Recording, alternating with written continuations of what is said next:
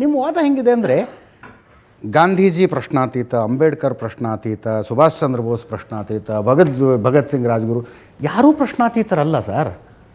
ಒಂದು ಸೀಮಿತ ಚೌಕಟ್ಟಿನಲ್ಲಿ ಒಳ್ಳೆಯ ಶಬ್ದಗಳೊಂದಿಗೆ ಎಲ್ಲರನ್ನೂ ವಿಮರ್ಶೆಗೆ ಒಳಪಡಿಸಬಹುದು. ವಿಮರ್ಶೆ ಒಳಪಡಿಸಿ. ಹೌದು. ನಾನಂತೂ ಹೇಳ್ತೀನಿ, RSSಗೆ ಮತ್ತು ಅಂಬೇಡ್ಕರ್ ಮತ್ತು ಗಾಂಧಿ ವಿಚಾರಧಾರೆಗೆ ಎಡೆಗೆ ಸಮಕಾಲೀನವಾಗಿ ಹೋಲಿಸಿ ಚರ್ಚೆ ಮಾಡಲಿಕ್ಕೆ ಆಗೋದಿಲ್ಲ. ವಿಮರ್ಶೆಗೆ ಎಲ್ಲರೂ ಅರ್ಹರು, ವಿಮರ್ಶೆಗೆ ಎಲ್ಲರೂ ಒಡ್ಬೇಕು. ತುಂಬ ಸಂತೋಷ.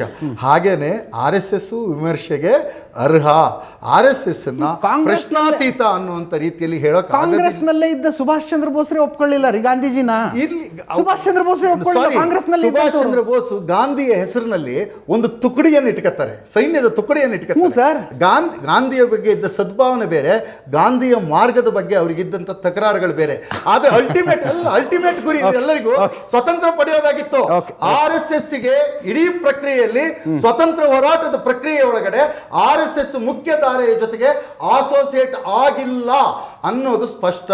ಆದರೆ ಉಪ್ಪಿನ ಸತ್ಯಾಗ್ರಹ ಸಂದರ್ಭದಲ್ಲಿ ಇವರು ಪಾರಂಜಪೆ ಅಂತನೂ ಯಾರಿಗೋ ಅವರಿಗೆ ಸರಸಂಘ ಚಾಲಕ ಹೊಣೆಗಾರಿಕೆಯನ್ನು ಕೊಟ್ಟುಬಿಟ್ಟು ಹೆಡ್ಗೇವಾರ್ ಅವರು ಒಂದು ಗಿರಿಜನರ ಹೋರಾಟಕ್ಕೆ ಭಾಗವಹಿಸಿ ಜೈಲಿಗೆ ಹೋಗ್ತಾರೆ. ಅದನ್ನೂ ಸಹಿತ ಇವರು ಬರೆದಿದ್ದಾರೆ. ಏನು ಅದೊಂದು ಯುದ್ಧ ತಂತ್ರವಾಗಿತ್ತು.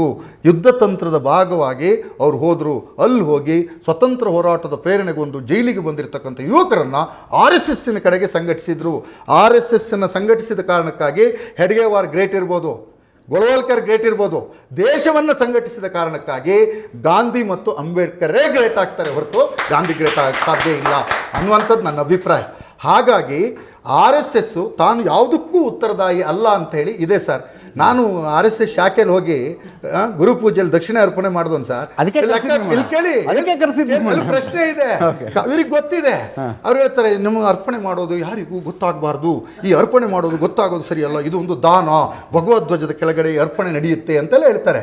ನಮಗೊಂದು ಪುಟ್ಟ ಕವರ್ ಕೊಟ್ಟಿರ್ತಾರೆ. ಆ ಕವರಿನ ತುದಿಲಿ ಅಜಿತ್ ಹನುಮಕ್ಕನವರ್ 11 ಅಂದರೆ 11ನೇ ಸೀರಿಯಲ್ ಅಂತ. ನೀವು ಎಷ್ಟು ಕವರಿಗೆ ಹಾಕಿರ್ತಾರೆ ಅಂತ ಅವ್ರಿಗೆ ಲೆಕ್ಕ ಬಂದಿರುತ್ತೆ. ಬರೋಸರಿ ಗುರುಪೂಜೆ ಆಗತ್ತಿಗೆ ಬರ್ತಾರೆ.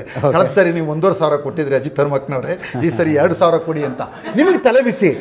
ಅಂದರೆ RSS ಒಂದು ಸಾರ್ವಜನಿಕ ಸಂವಿಧಾನಬದ್ಧ ಉತ್ತರದಾಯಿ ಆಗುವ ಬದಲು ನಿಗೂಢತೆಯನ್ನು ಕಾಪಾಡ್ಕೋಬಾರ್ದು ಅನ್ನುವಂಥ ಕಾಳಜಿ ನಂದು.